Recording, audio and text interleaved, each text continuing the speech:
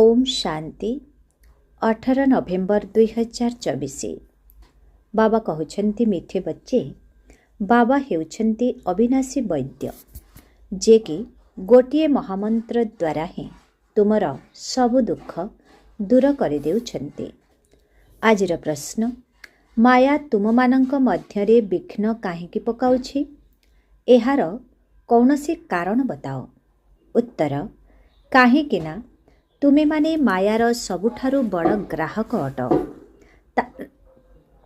तार व्यवसाय बंद हो जाउछि, सेथिपाई से विघ्न पकाउछि। 2 नंबर, जेतेबेले अविनाशी वैद्य तुमको औषध देउछन्ति सेतेबेले मायार बेमारी बढ़ी जाउछि।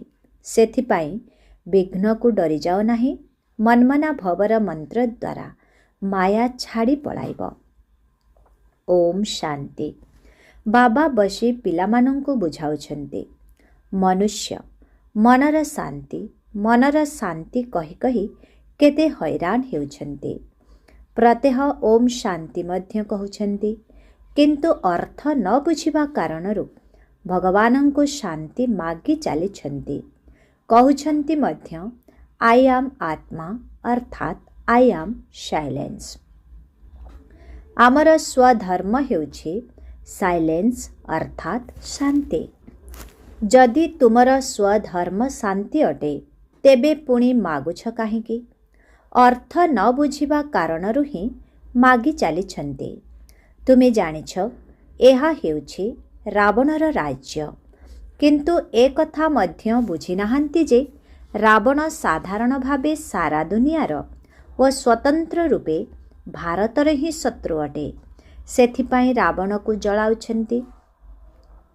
एभली केही मनुष्य अछन्ति कि जाहाकु केही वर्ष वर्ष धरी जलाई थांती। रावण को तो जन्म जन्मांतर कल्प कल्पांतर जलाई आसुछन्ति। काहेकि ना इए तुमर सबुठारु बहुत बड़ शत्रु अटे।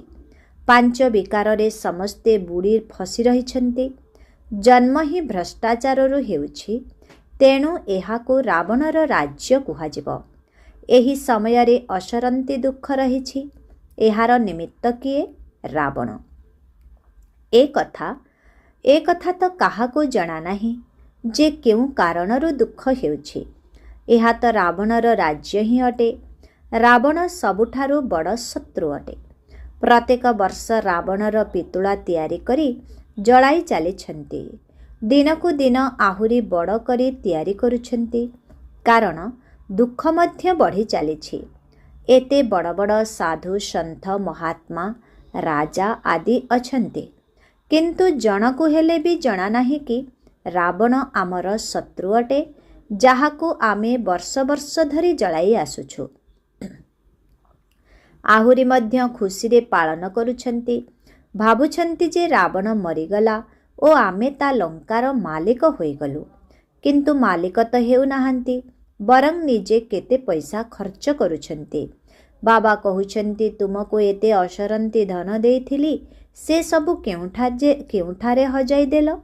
दशहरारे लक्ष लक्ष टंका खर्च करुछन्ति। रावण को मारी पुरी लंका को लूट करुछन्ति। किछि हेले बुझु नाहांती जे रावण को काहेकि जलाउछन्ति। वर्तमान समय रे समस्ते एही विकारर जेल रे पड़िछन्ति। अधाकल्प रावण को जलाउछन्ति, काहेकि ना ता पाई दुखी होइछन्ति।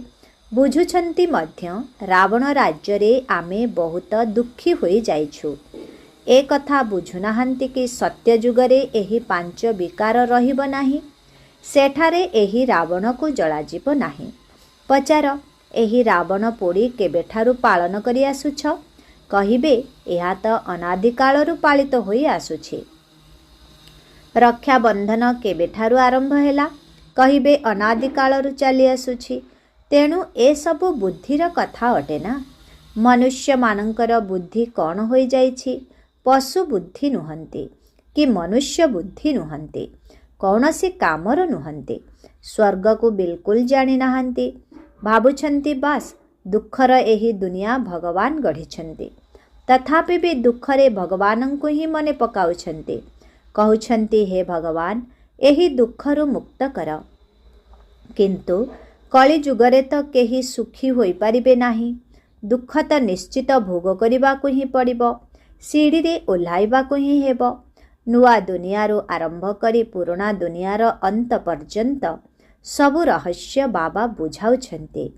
ପିଲାମାନଙ୍କ ପାଖକୁ ଆସି କହୁଛନ୍ତି ସବୁ ଦୁଃଖର ଗୋଟିଏ ମାତ୍ର ହିଁ ଔଷଧ ରହିଛି। ବାବା ଅବିନାଶୀ ବୈଦ୍ୟ ଅଟନ୍ତି ନା। 21 ଜନ୍ମ ନିମନ୍ତେ ସମସ୍ତଙ୍କୁ ଦୁଃଖରୁ ମୁକ୍ତି କରିଦେଉଛନ୍ତି।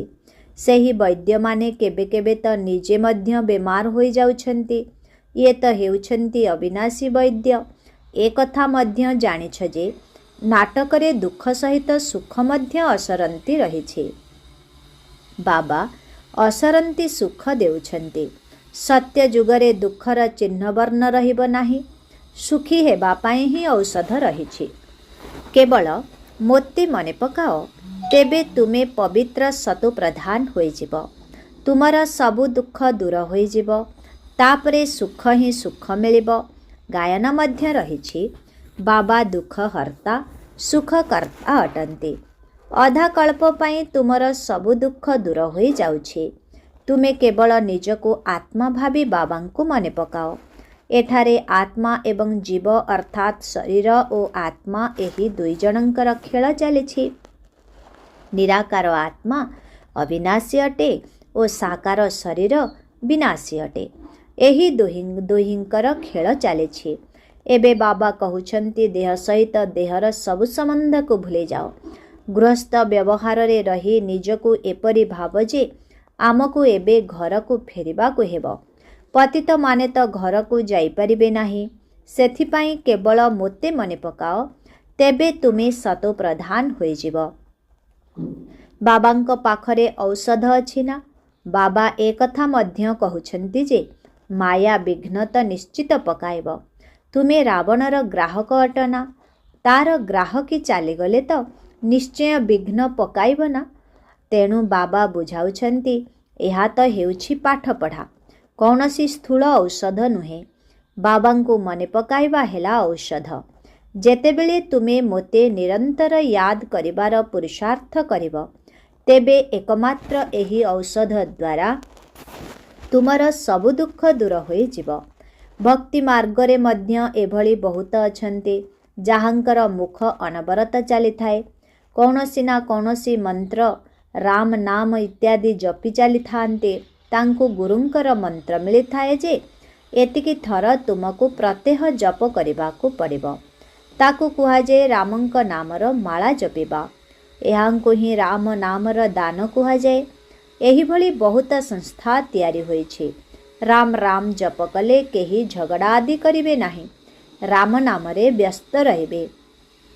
କେହି କିଛି କହିଲେ ମଧ୍ୟ ପ୍ରତ୍ୟୁତ୍ତର ଦେବେ ନାହିଁ। କିନ୍ତୁ ବହୁତ କମ୍ ବ୍ୟକ୍ତି ଏପରି କରିଥାନ୍ତି। ଏଠାରେ ପୁଣି ବାବା ବୁଝାଉଛନ୍ତି ରାମ ରାମ ଶବ୍ଦ ମୁଖରେ କହିବାର ଆବଶ୍ୟକତା ନାହିଁ। ଏହା ତ ଅଜପା ଜପ ଅଟେ। କେବଳ ବୁଦ୍ଧିରେ ବାବାଙ୍କୁ ୟାଦ କରି ଚାଲ। ବାବା କହୁଛନ୍ତି ମୁଁ କୌଣସି ରାମ ନୁହେଁ।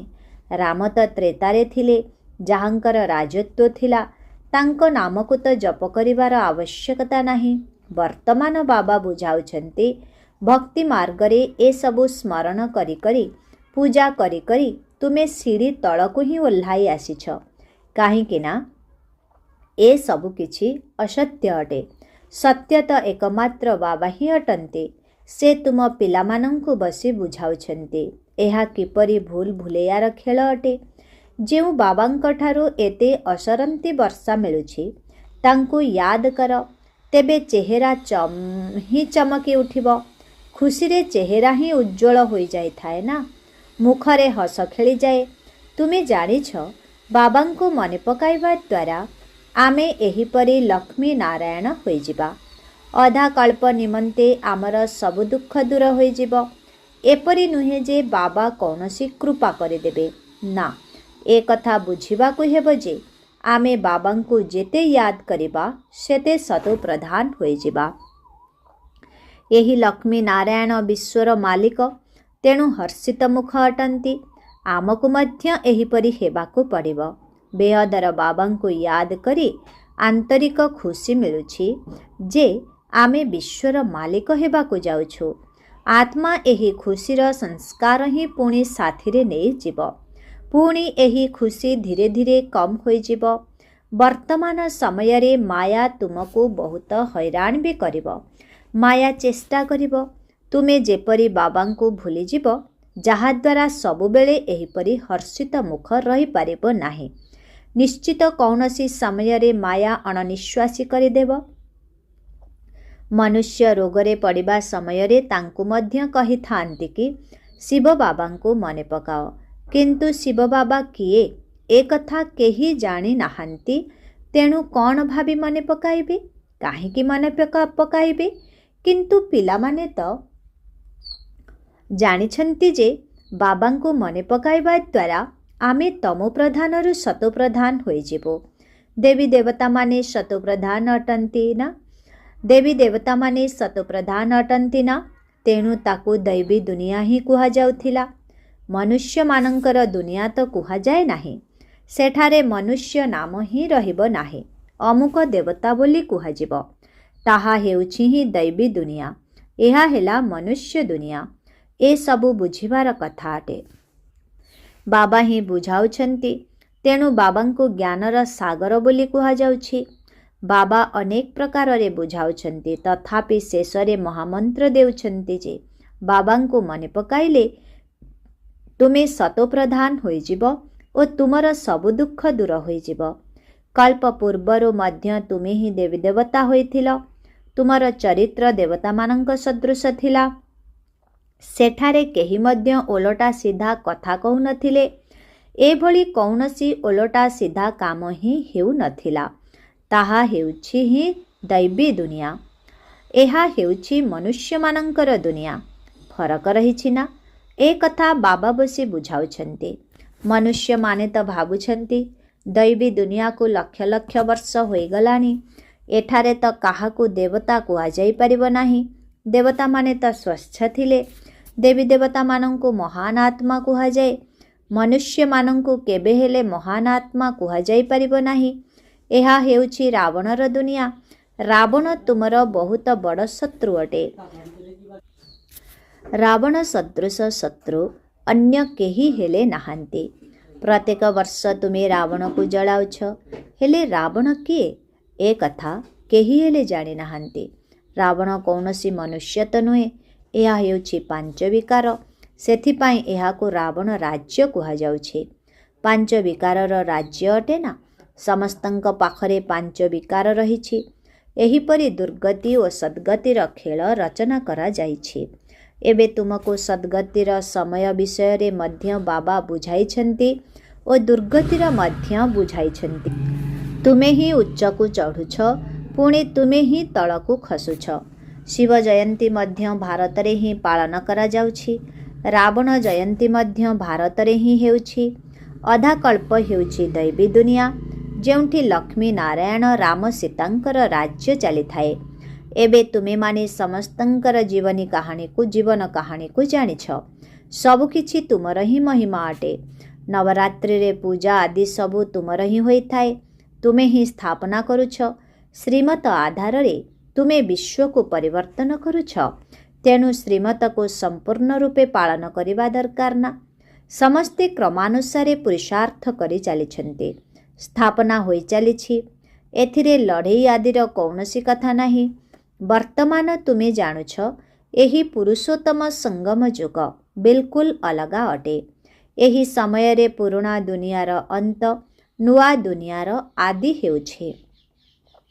बाबा ही आसुछन्ती पुराणा दुनिया को परिवर्तन करिबा पई।